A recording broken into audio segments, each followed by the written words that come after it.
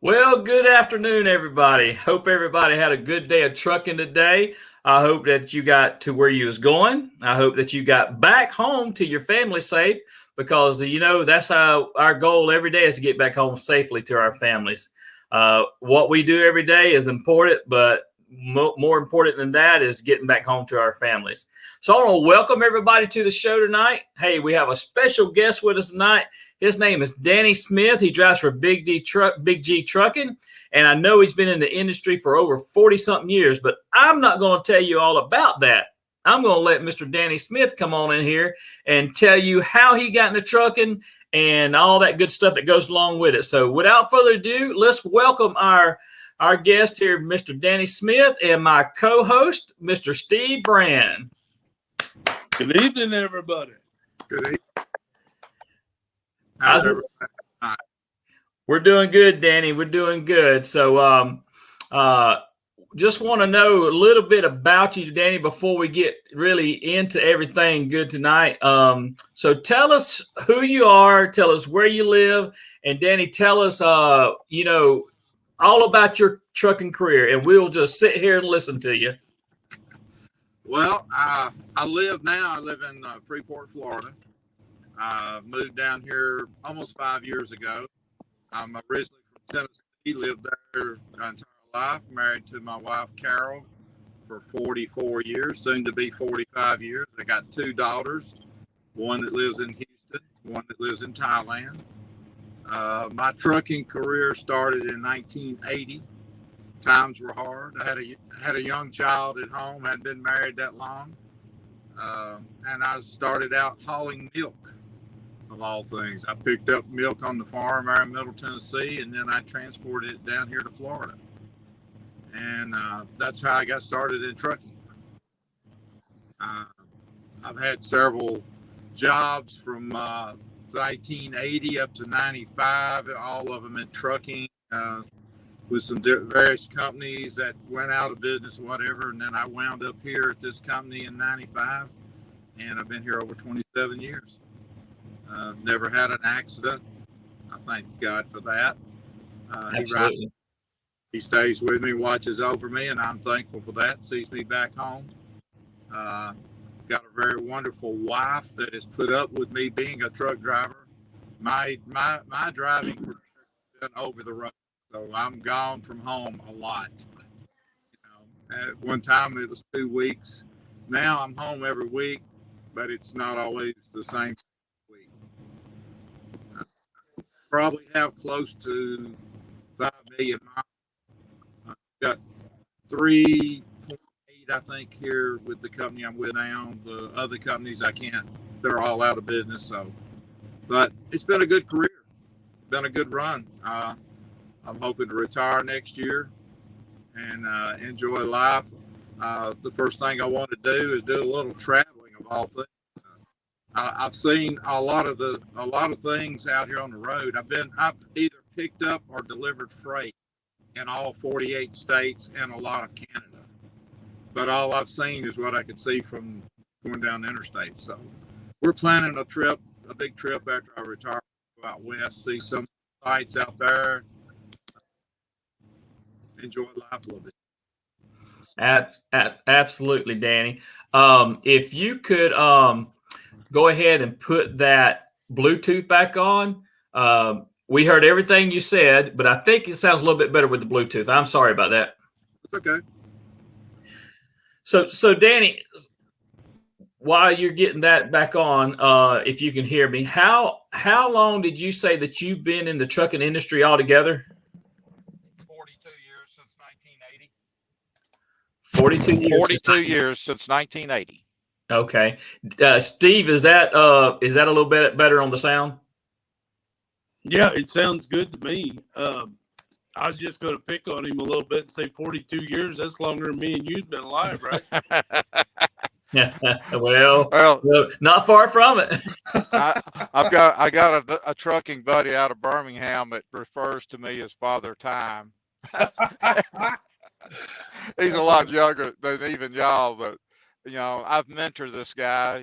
He's only been trucking for about 3 or 4 years, and just by chance we became friends, and yeah, he refers to me as Father Time, but that's okay. So Danny, in your career of trucking, how have you maintained such a perfect driving record? What is some advice that you could give to some drivers not quite as seasoned as you? Well, I think first thing is to get your proper rest. Don't come out here after you've been up all night or you haven't got your sleep.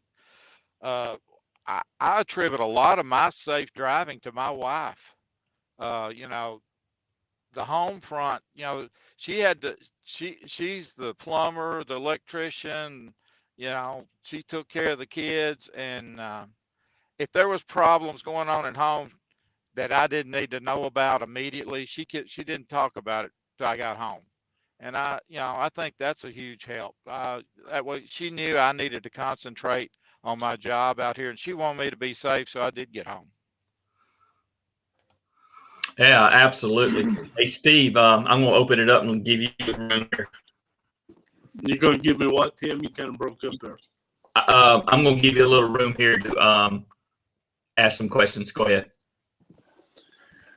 Danny, have you traveled all 48 states, all lower 48? Yep.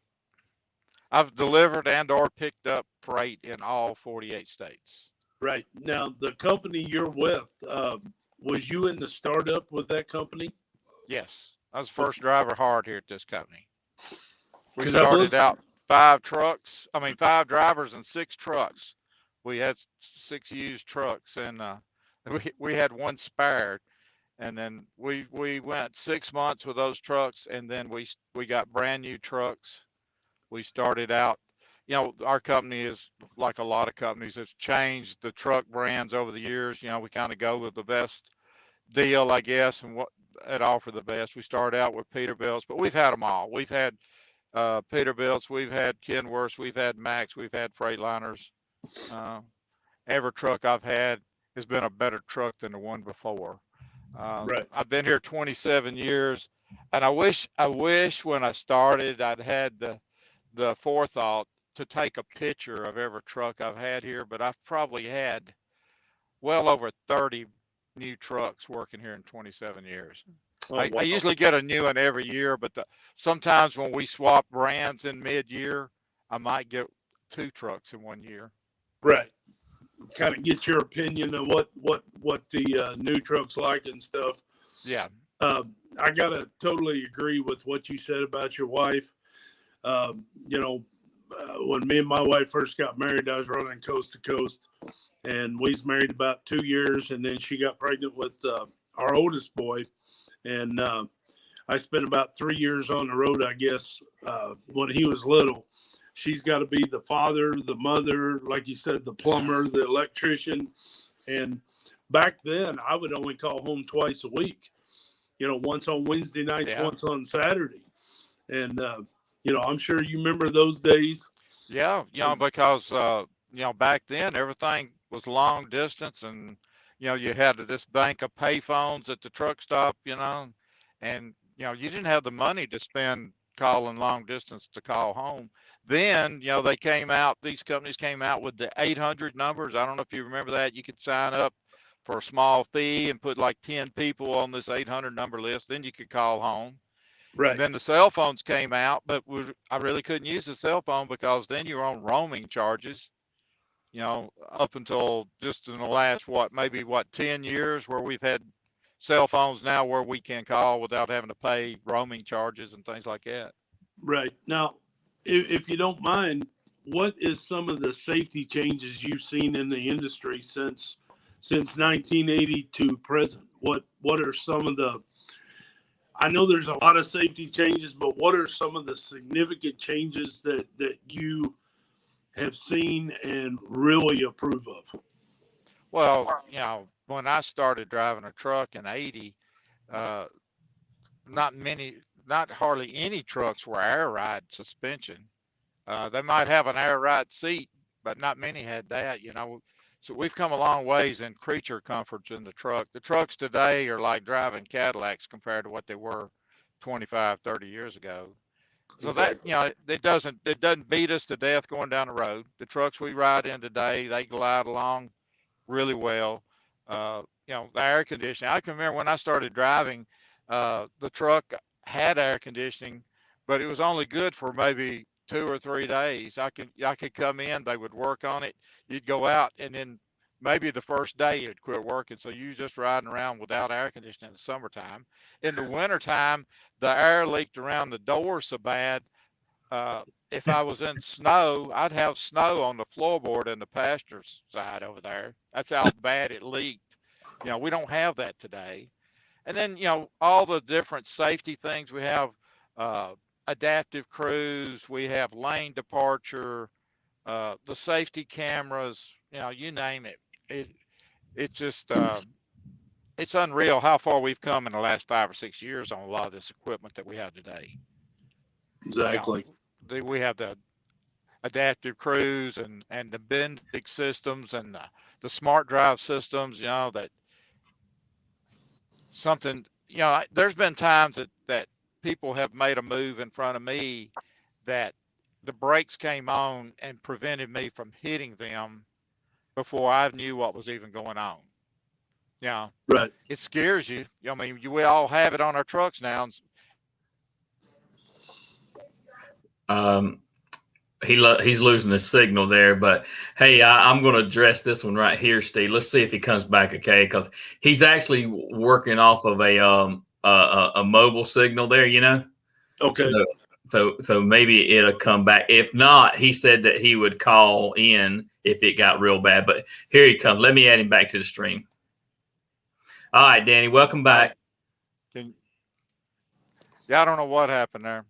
It's these cell phones. Yeah, I can hear you. Yeah, it's these cell phones. It happens. It happened to us last week. We got kicked offline several times last week, so no big deal to us. I got a comment down here. You're just talking about the air ride seats there, and this is from Tony Wainwright here. It says the air ride back then was a space between your rear end and the seat when you hit a bump. That's the only air you got. I remember those days. Oh yeah. So can you hear us, Danny? Oh yeah. You're breaking up real bad, Tim. I see the comment, air ride. Yeah, that's pretty much the truth right there. It was basically a hard a spring ride seat. Absolutely. You remember it had the adjustment on it. You could adjust it for your weight. I don't know that those things even worked or not. Yeah. And now people complain. I have some friends that do some training in a day cab, and of course, when they have that same just a bench seat over on the passenger side, so they catch that all day long when they're training somebody. Oh yeah, no doubt. Hey, Steve, am I breaking up to you? No, everybody sounds great. I'm just having trouble on my phone here, just seeing everything because it's not as big as what I'm used to with the computer. But I don't know what's wrong with my computer. I don't know why it did all that. But no, everybody sounds great. Good. So, Danny, what are some tips you could give another OTR driver out there that that makes life easier for you on the road? You're breaking up. I couldn't understand anything you said. Do you want to just me to call in? That'll be perfect. That'll That'd work. be better. Yeah, I think so. If you'll call in, I'll put you on air. Okay, let me do that. Okay. So while he's waiting there, Steve, we are having bad weather here in South Georgia. So, my internet could get knocked out sometime too. Okay. Yeah, I don't know what happened to my computer, why it's doing what it's doing, but I don't know. We got weather up here. It's raining right now. Wind's been blowing. Wife just walked by laughing at me. So Danny's back on the screen with us here. All right. Yeah, let's see if that'll work any better now. Can Okay. you hear me now? I can hear you. Can you? Yeah. So it's your. Let me try this. Take this thing off. Okay.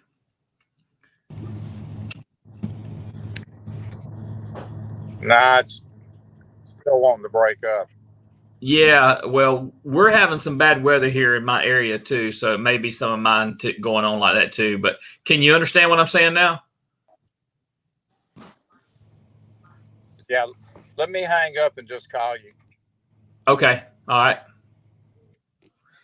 Can you hear Steve? Well, never mind.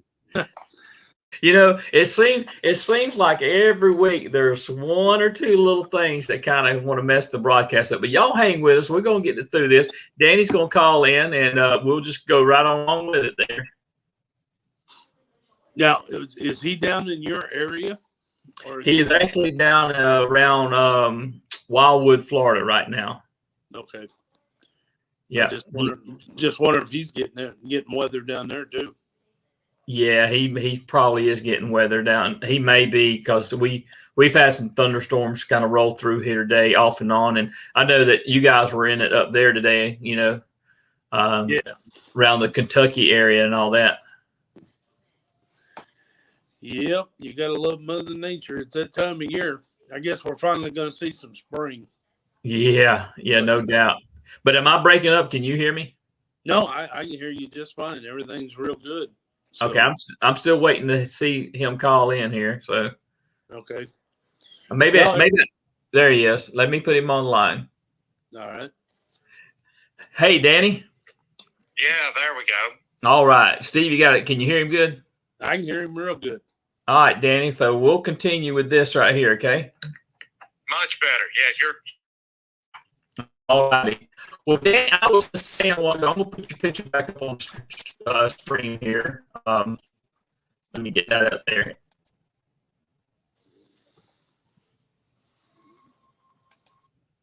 Well, it's not wanting to do it. But anyway, we'll go on with it.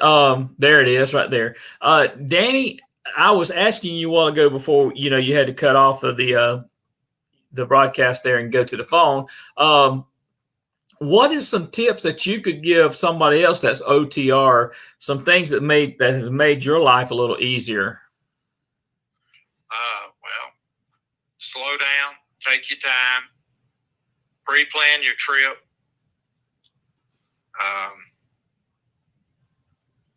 That's the main thing. Just, everybody's in such a hurry today. Like today, I don't know. Did you make your run up to Atlanta today, Tim? I did. I did make my. I did. I sure did. I came down. I left Tennessee this morning, and it's just like my truck will do 70 miles an hour. That's what we're topped out at, and I couldn't. I backed off and set my cruise at 67. That was the speed today that just let me maintain my speed in the right lane. I don't know how it was for you today, but traffic was just, and it's getting like that. I know down here in the South, a lot of the schools are wrapping up and a lot more people getting out. This is a holiday weekend. So, if you catch yourself really if you're out there fighting the traffic, back off of it just a little bit. in this day and time, if you get tied up in something that's kind of road rage that you don't even know what's going on, back off of it. Yep. You know, Yep. to slow down a little bit for 5 minutes, 10 minutes, let all that get up, way up in front of you, and you'll never see it again. Oh yeah, absolutely. Absolutely. So with you, go ahead, Danny. And keep things right at home for the people that are out here starting, or if, I hit on that a while ago with my wife, you leave home with your mind straight, in a good place, and you're focused on your job. I've always made it a point with me being an over-the-road driver. When I get home, even though maybe I've had a rough week, I try to do whatever it is the wife and kids want to do, because they've done without me all week. And that's one reason I think I've been successful. It takes a special wife to put up with an over-the-road truck driver. Yeah, I can just imagine, and I cannot relate to that because I've never been OTR. I've always been LTL my whole career. So I cannot relate to that, but I know that Steve can relate to that because he was OTR. Steve, you want to chime in there? No, I agree with everything he says, and it does take a special woman, special kids. When you get home, like he said, always leave with a clear head. Leave the house problems at the house. Focus on your job. When you get home, try to get your things done ASAP, and spend that time with the wife and the kids, because they are the husband and the kids. If you're a lady truck driver, because they need your attention. You can, with today's technology. I mean, you see what we're doing right now. We're videoing and stuff like that. We didn't have that umpteen years ago. And then they you got to leave the road on the road. And when you're on the road, you need to leave the house at the house, Exactly. And you need to know your limitations out here as a driver. I know when I get in a lot of traffic, if I happen to be talking to my wife, or I'm getting close to a customer I haven't been to before, and I've got to follow some directions and watch the streets, get off the phone. I get off the phone. I turn the radio off. I give my full attention to what I'm doing right then. Yes, sir. Yep, absolutely. So I got a question up on the screen here. I can't actually tell who it come from, but it says, when you was hauling milk, was that in a tanker? Yes. Okay. Yes, that was in a smooth bore tanker. Milk tankers, of course, do not have baffles or anything. All food grade tankers, I think, are like that. I know back then all the milk tankers were. Yes, I hauled milk, and back then I picked up milk on the farm, and like my route, I left the house at like 8 o'clock at night, and I picked up my milk during the night, and then I got a little bit of sleep, and then the next morning I had to run straight to Tampa with it, because it was something they couldn't sit around. Right. So and that's one reason I'm not really bragging, but my wife will tell you, and anybody that knows me, the reason that I can back a truck up just about anywhere today is from hauling milk, because I was going into farms in the middle of the night. You didn't know, just because there wasn't a tractor sitting there or a truck sitting there the last time you were in, didn't mean it wouldn't be something in your way, and you had to back around it or whatever. But I had one stop. I had to back probably a good half mile from the highway. I had to back off the highway all the way back down their road to the farm. Yeah. It wasn't a straight shot. Yeah. So I can imagine that does take some practice and some skill. So over the years, I guess you've kind of honed that in. Yes. Danny, we got another comment on the screen here. It says, best thing ever, adaptive cruise control. Do you agree with that? That one of the best things ever is your adaptive cruise control? The adaptive cruise? Yes. I like it. I don't know. I'm not going to say it's the best thing ever, but I think it's. I miss it because my SUV doesn't have it, and I've had it now for several years in the truck. When we go on vacation, I'm kind of having to watch cruise control in my personal vehicle because I don't have it on it. Right. Do y'all? What are your thoughts on it? Y'all have it on your trucks? We do have adaptive cruise on our truck, and I absolutely love it. And a lot of times, I'm just like you, Danny. I'll get in my personal vehicle and I'll forget I don't have it in my personal vehicle, So that's the only flip side of it there. But I'm really appreciative of it. I'm appreciative of that collision mitigation and the roll stability system that we have there. Yes. And the lane departure. Yes. I like that. I like all of it. I really am a pro cameras and the forward-facing cameras that we have today, the dash cams or whatever you want to call them. Right. I think that right there is the best thing that has happened for trucking, in a long time as far as safety. Because now we have a snapshot. If there is a problem, an accident or whatever, we have a snapshot of probably what happened. Right. Whereas before we could only rely on what people told us, So do you have a preference as far as forward facing or rear facing, or you just don't care if it's either or? I don't particularly want the rear facing camera. Not that I don't want them to see me, but and I'm fine with that if they could come up with one where, as long as I'm driving, it's on. But once I stop, like tonight, because I live in this truck, and I really don't want a camera watching me go to the sleeper or come out of the sleeper or whatever, in the middle of the night.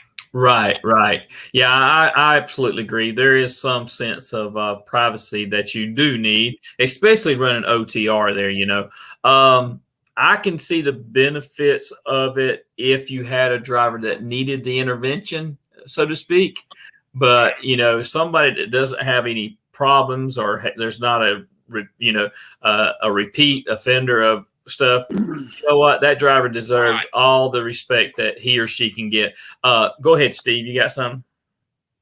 Danny, just out of curiosity, Ben's your OTR and you live in that truck. Do you cook in your truck? I know I've seen a lot of drivers on social media.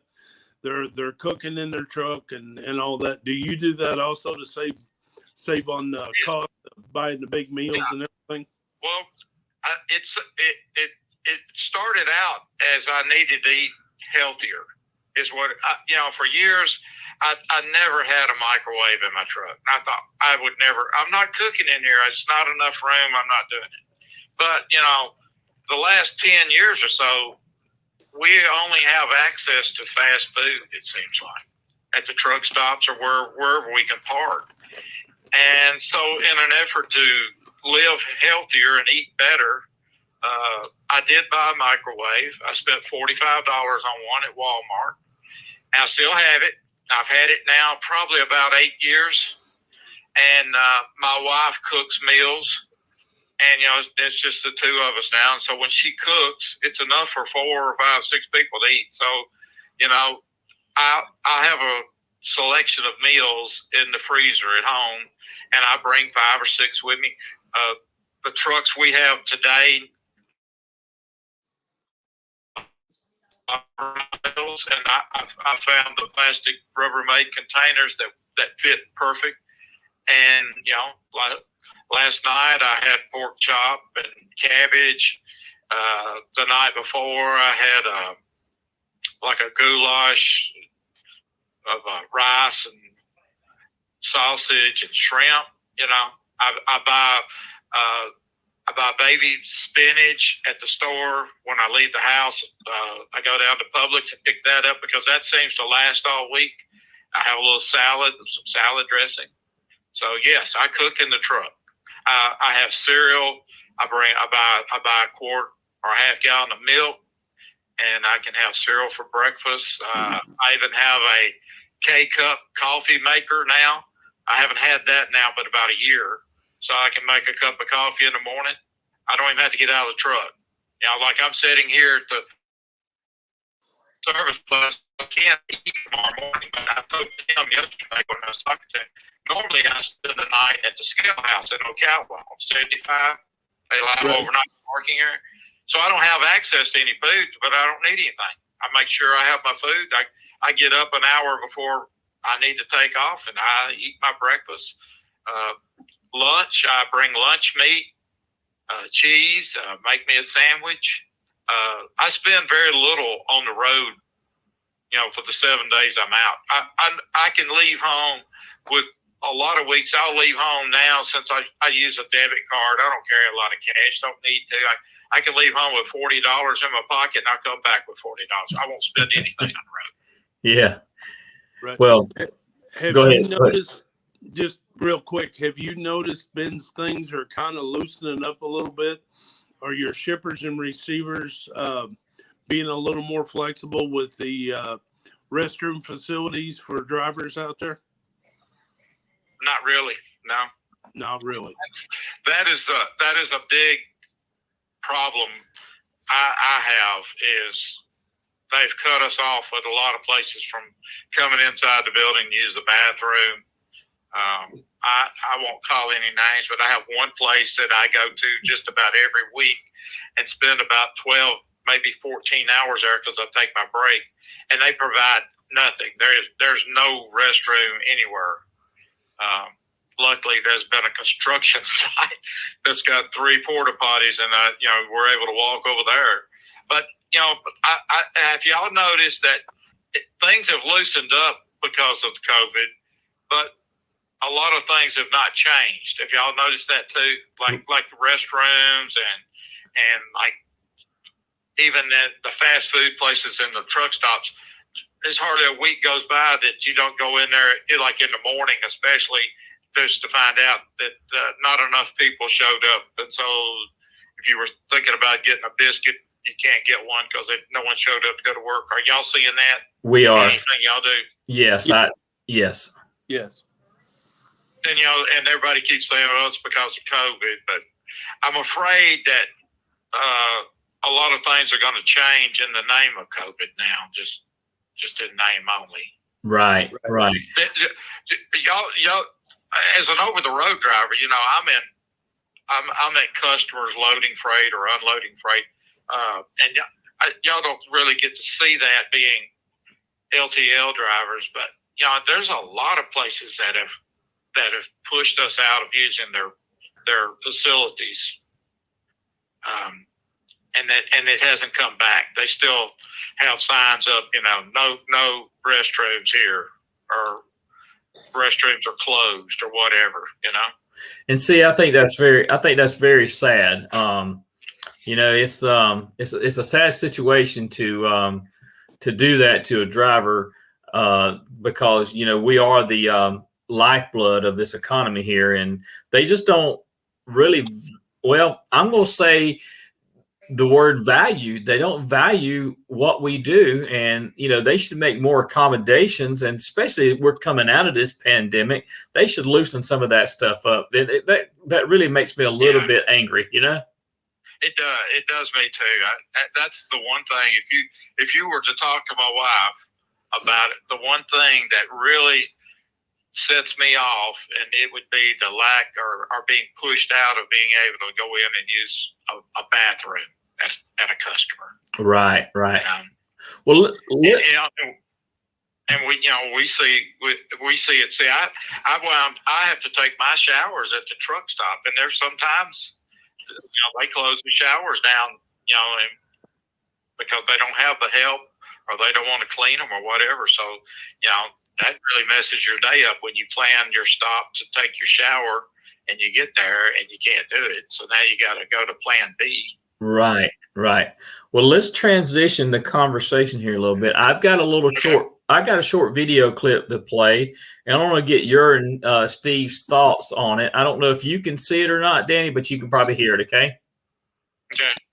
My name is Shamik Konar. I'm the Chief Executive Officer for Pilot Flying J. We operate the largest network of travel centers in the United States, serving the U.S. trucking industry and four-wheel customers. We currently account for approximately 20% of the country's highway, or as we call it, over-the-road diesel supply, 20%, as well as 30% of the diesel exhaust fluid supply, also known as DEF. Similar to my colleagues here, Pilot is facing a threat of severe reduction in rail service allocations.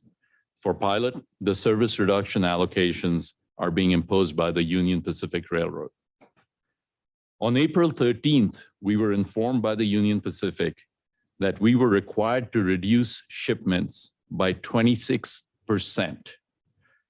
In subsequent conversations, we were asked to reduce them even further by 50% or face embargoes. We're not aware of any other company being instructed by the Union Pacific or any other railroad to reduce their shipments to the extent they're asking Pilot. We understand through conversations with the Union Pacific that its allocations are based on a simplistic approach of looking at those shippers who have increased their number of shipments between January 2022 and March 2022. This does not take into account the overall number of shipments received at Pilot's facilities, which, by the way, have remained static over this period. We believe the Union Pacific's approach does not fairly and proportionately allocate the supply issues, because Pilot has not increased the total number of cars it's received every month since January. What's actually happened is Pilot has become a shipper on for some cars that we were not shippers before.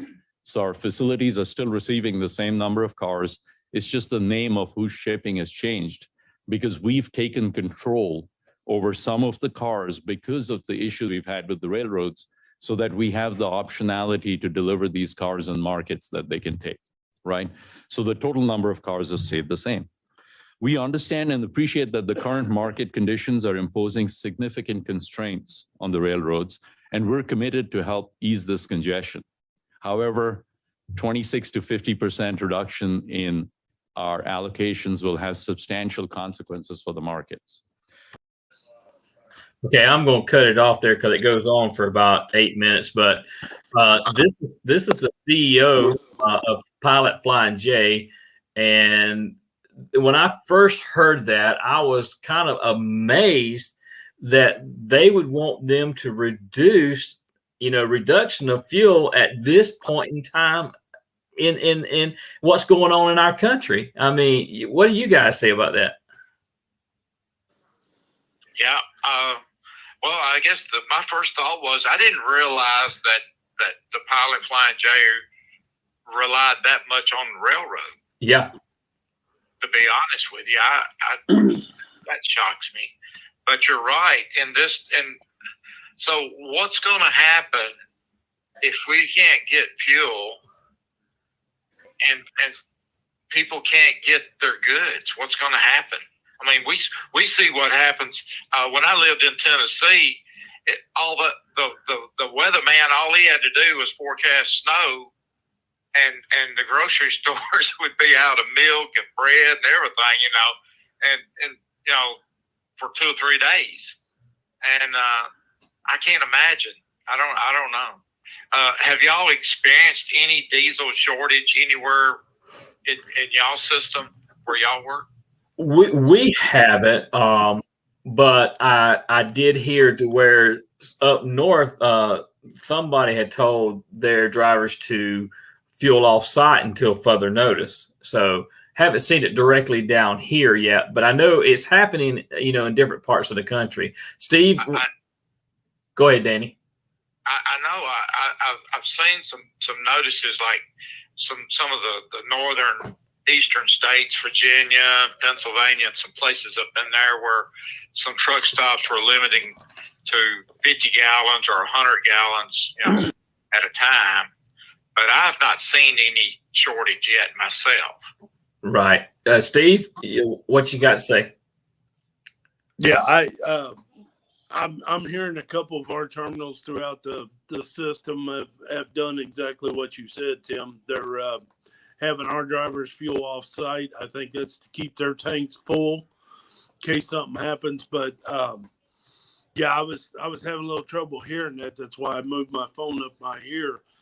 But I'm like Danny. I'm really shocked of how much gets put on the rail.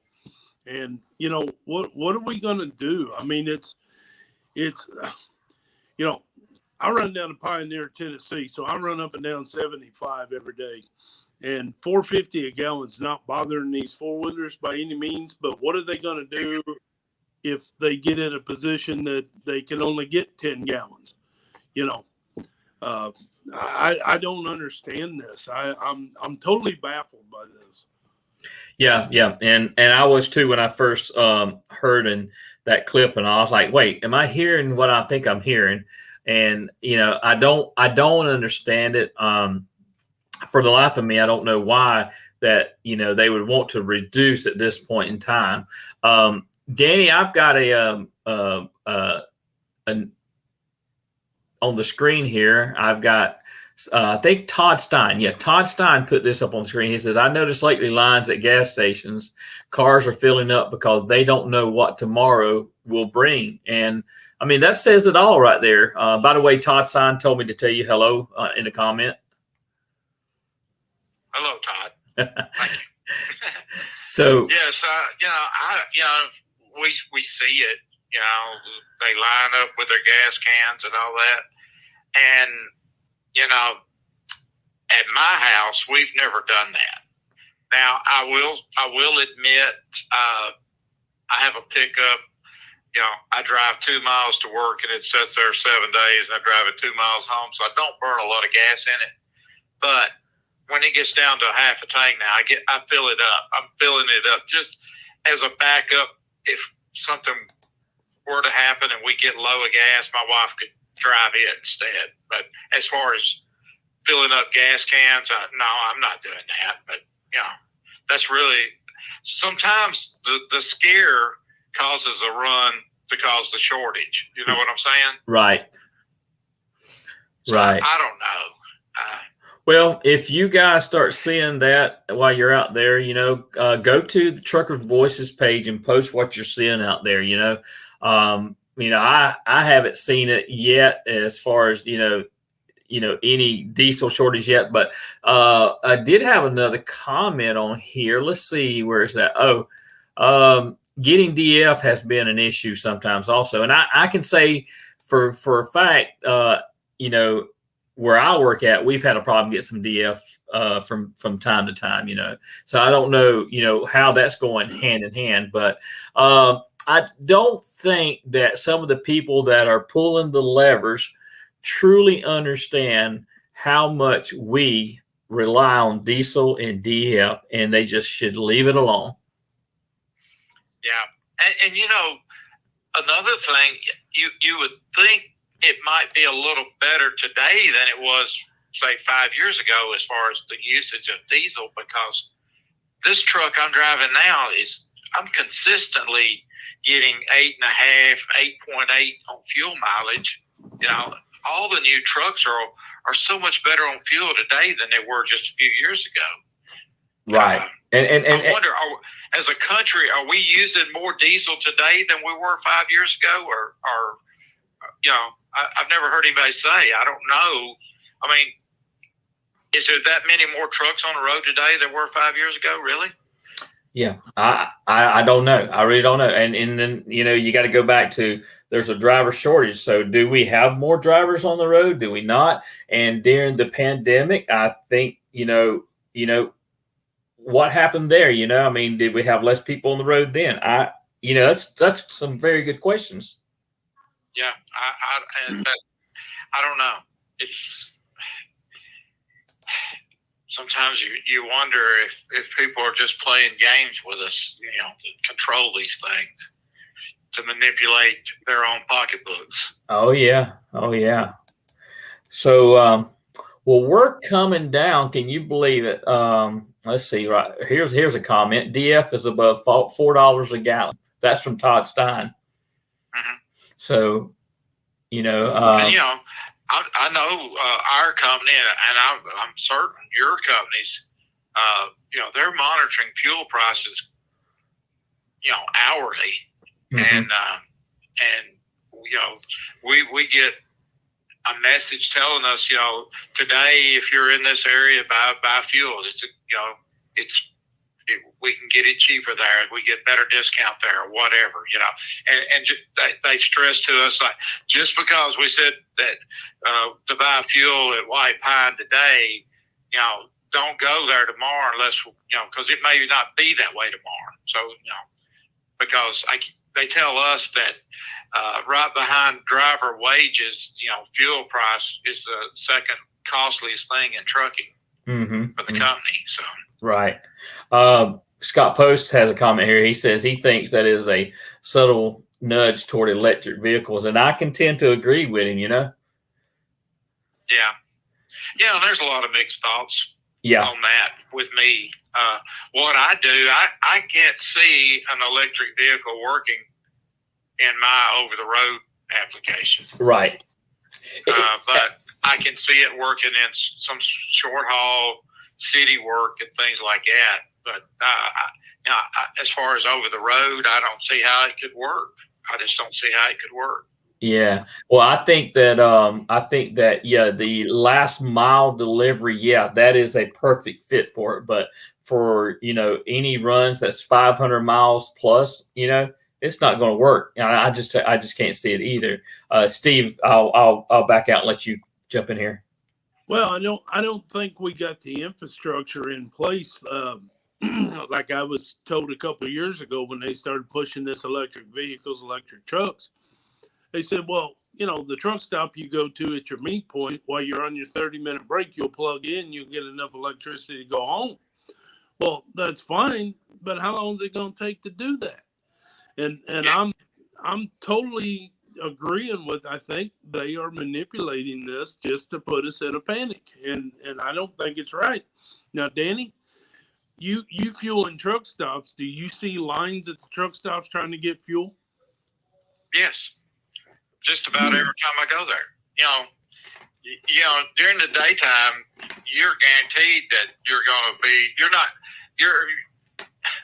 9 out of 10 times you're going to be behind a truck in line to get fuel. Right.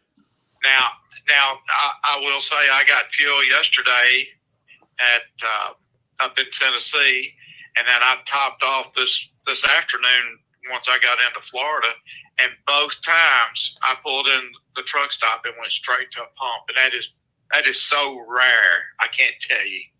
I don't know why it's slowed up. I don't know, or if trucks have slowed down this week with the holiday coming up. I don't know. I don't get it. But Right. typically I'm in line. And you were talking about like the electric trucks. Okay, yes, you drive 400 miles to your meet point, and they say, okay, you can charge it, but there's 4 chargers, and there's 5 or 6 trucks there, so that need to charge. You know, so you may have to wait 2 hours to get to a charger. So how you going to log that?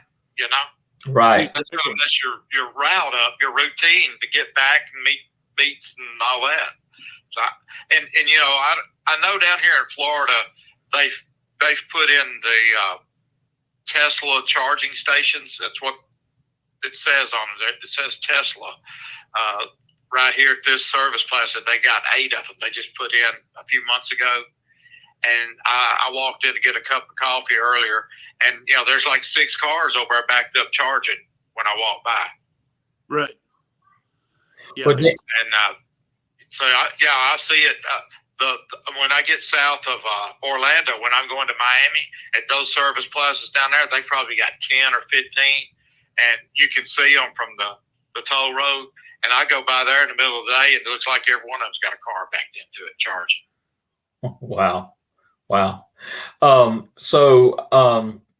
I was speaking with somebody the other day, and they were talking about this particular company wanted to go EV by a certain year, and they proposed to this city, you know, that they would go in there and build a big terminal, and they needed to have so many charging stations for their big trucks, and they was offering, a certain amount of money, with a lot of money to do it. But anyway, the city engineer come back and said, there's no way that you can do that for what you want to do, because the charging stations that you're talking about will put such a power drain on our grid, our electric grid. We will have rolling blackouts in our city. Yeah. No one ever talks about what is the cost to charge? How do you pay for that? Is Right. it so much a kilowatt or so much a minute or what? Hey. I looked at these after they put them in right here at this service plaza, and a Tesla wrote on them, but evidently cars have a universal port on them, I guess. I don't know the charging Right. port. I know nothing about them, but I walked over, was looking at one, has it got a keypad on it? Did you put your credit card in it? There's nothing. All is a cord. That's it. There's no panel. There's no keypad. There's no place to put a card in. And then I found out later, your car, you have to download your information in your car. When you plug it in, it reads, your information and to bill you. Right. This is charging. Danny, I've got a call that's come in that's on the line with us, and welcome Scott Post to the show. Scott, you got a question for Danny? Oh, I was just going to add that there's a manufacturer out there now that's working very hard to put in a hydrogen infrastructure, so that they can take the water, like your science teacher did in junior high, and split the oxygen and the hydrogen. They figure a solar panel can do quite a bit. They figure 950 miles of range for the truck could be a hydrogen over electric. And contractor I work for has been working with this manufacturer. It's probably going to be a couple of years yet, but we would have a hydrogen over electric truck. And they're saying that if there's a collision, that the hydrogen will be released out the top of the truck right away to eliminate any danger of explosion on these trucks. And that's what Steve's saying. We don't have the infrastructure for all these electrics. I think that the only other way we can go is hydrogen, and with that, for an alternative fuel. Yeah. And you got everybody's attention when you say you got a range of like 950 miles. Now you got a lot of people's attention on that. You can do a lot of work at 950 miles. Y'all doing your line haul. How many miles? Y'all probably have tons of runs that are under that round trip, don't you? Well, it gives you a little extra too. If you get stuck in a snowstorm like that situation we've had in North Dakota this year, down in Virginia, 27 hours. It would give you some extra there to have some heat, because you can't bring. I don't know how you would recharge everything after it's stranded in a blizzard, and if anybody even survives something like that. So I think this might be the more viable alternative. But it's going to take a while to finish developing. What I've been told is a lot of people are leery because of the Hindenburg explosion, but a lot of people miss that it was the materials that the Hindenburg was built with that were actually the flammable part of what happened, and that hydrogen is actually very safe used with the right materials. Well, that does sound promising. Right. To go that route. Right. Well, Scott, thank you for calling in tonight. We're getting toward the end of the show, so we're going to start winding it down. But appreciate you, and I'll let everybody know right now. Scott and Nancy have sponsored the show for the next 2 months. So, Scott, thank you for sponsoring the show. You're very welcome. Glad to do it. All righty. Well, all right. Thank you, Scott. Thanks, Tim. Talk to you later. Be safe out there. Okay. You too, buddy. Bye, Scott. All right, Danny, I got something. Let's see. I got something I'll put up on the screen here. Trying to remember, trying to see who this actually come from. Let's see. says Atri just recently did a report on this. You can see the summary of key findings here, and I got it up on the screen there. But if you can go back in the comments, you can see it. I want to thank maybe this is Carla Rose that put this up here, maybe. And Carla, if you did, I can't see your name from the program I'm using here, but thank you very much for putting that up there. We'll go back and we'll actually take a look back over this. But Danny, it has been a pleasure having you on the show tonight. Any last words? Steve, let me back out. Steve, you got any last questions for Danny? Real quick, Danny, do you do any kind of truck driving championships or anything? I did a couple when I lived in Tennessee, but since I've moved to Florida, no. It's really hard for an over-the-road driver like me to even practice or do anything. So no, I'd much rather go and work one as to participate. I understand. I just wanted to throw that out there because we are in the midst of truck driving championship seasons, and I didn't know if you had if you participated, but I totally see where you're coming from. It's better to go work it. You know, you can get in and work it, and practice would be a lot of hard to get in with limited time on the weekend anyway. Right. I competed twice in Tennessee. It's a lot of fun, but I just don't have the time to devote to practice and study to be competitive. Right. I understand. Well, I just want to say thank you for what you do. Thank you for being safe. Appreciate you being on the show. And as they always say, you know, your opinion does matter. And we appreciate your opinions. I appreciate y'all having me. It's been a pleasure talking with y'all tonight. Well, Danny, can you hold on for just a minute? We got one last thing to do before we close the show out, okay? Okay. Steve, you ready? Not really. Well, just wing it.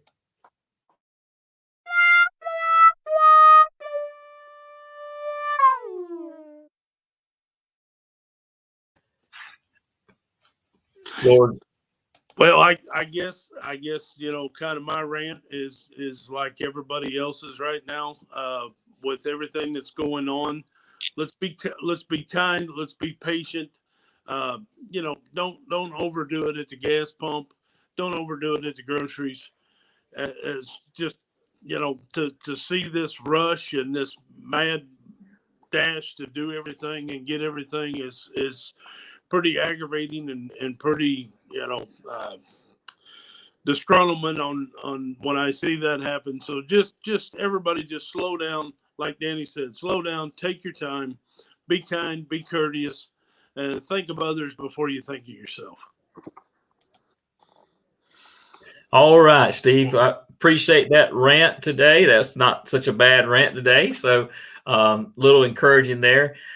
Danny, thank you very much for coming on the show tonight and, you know, telling us about your story in trucking and talking about some of the current issues going on in the trucking industry. We definitely do appreciate it. Sorry the connection was bad, but I'm glad that we had a backup here. You could get on the phone and just talk to us anyway. And if any of y'all out there know of anybody or if you yourself want to come on the show, just give me or Steve a call and let us know. We'll bring you on the show. We'll be glad to have you on the show. Just let us know. So right now, I don't know who our guest next week's going to be. We always kind of try to line somebody up. But y'all have a good night. Y'all be safe. And y'all remember, look out for those who aren't looking out for themselves. Steve, last words? Just remember, the most important trip of the day is the trip home. Everybody be safe. Be careful.